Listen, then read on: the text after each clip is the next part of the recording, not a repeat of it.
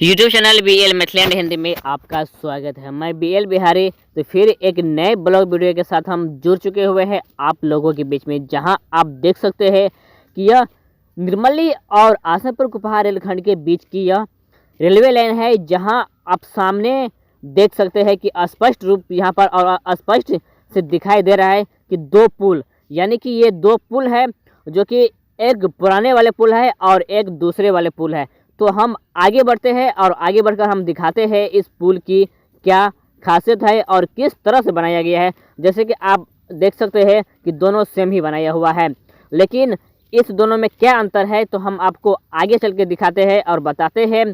तो जहां railway line की जो यह पुल है, पुल संख्या 7, इसमें जो कि बात करेंगे इसकी कार्य, जो कि बहुत ही पहले से इसमें कार्य की शुरुआत कर दिया गया था, लेकिन बहुत ही जल्दी इस पुल को कंप्लीट कर लिया गया है।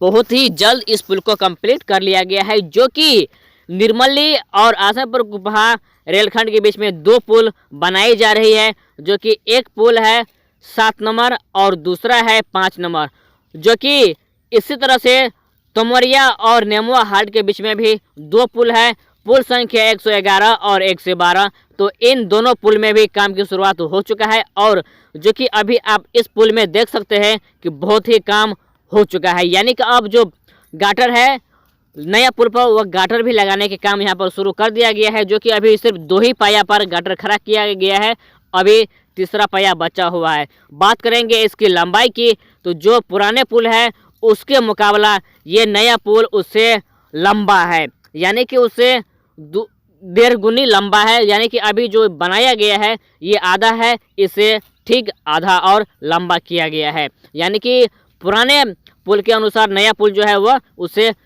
1.5 गुनी लंबा बनाया गया है। तो सामने में भी आप देख सकते हैं एक पाया उधर भी है और एक पाया इधर है। तो इस पुल में बहुत ही लागत के साथ पुल को बनाया जाता है, क्योंकि ये पुल जो है डैमेज पाया गया है। और आप देख सकते हैं किस तरह से यहाँ पर पाया जो है उसका निर्माण कार्य यहाँ पर किया जा रहा है, गाटर लगाने के काम यहाँ पर हो रहा है।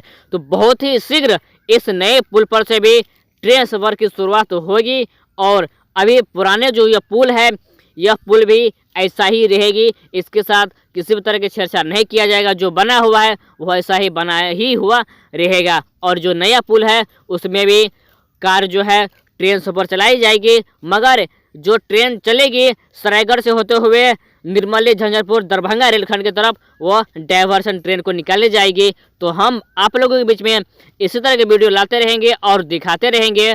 अगर आप नए आए हैं हमारे यूट्यूब चैनल पर तो चैनल को सब्सक्राइब अवश्य कर लीजिएगा, क्योंकि हम इसी तरह के वीडियो आप लोगों के बीच में लाते रहते हैं और अपने चैनल के माध्यम से हम दिखाते रहते हैं।